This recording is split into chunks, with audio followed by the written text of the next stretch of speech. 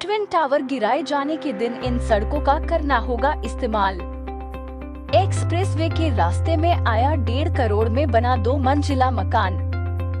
हाथ पैर बांधकर पति पत्नी की बेरहमी से हत्या। 28 अगस्त दोपहर 2:30 बजे ट्विन टावर को गिरा दिया जाएगा। इसे गिराने वाली कंपनी एडिफिस इंजीनियरिंग कुछ सेकंड में 32 मंजिला ट्विन टावर को ब्लास्ट के लिए जरिए जमींदोज कर देगी।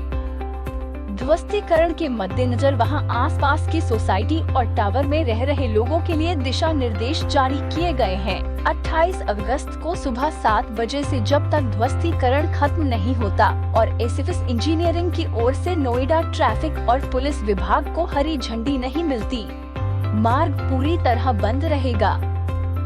आमतौर पर जब भी किसी विकास प्रोजेक्ट के बीच में कोई बिल्डिंग या कोई कंस्ट्रक्शन वर्क आ जाता है तो उसे ढहा दिया जाता है, लेकिन जब पंजाब के संगरूर के एक किसान का मकान एक्सप्रेसवे के बीच में आया तो उन्होंने ऐसा जुगाड़ लगाकर अपने मकान को ढहने से बचा लिया कि सभी उनकी तारीफ कर रहे हैं। 2 मंजिला घर को 500 फीट दूर तक स्थानांतरित करने का काम जारी है। घर के मालिक सुखविंदर सिंह सुखी ने बताया कि मैं इस घर को स्थानांतरित कर रहा हूं क्योंकि यह दिल्ली अमृतसर कटरा एक्सप्रेसवे के रास्ते में आ रहा था। मुझे मुआवजे की पेशकश की गई थी, लेकिन मैं दूसरा घर नहीं बनाना चाहता था।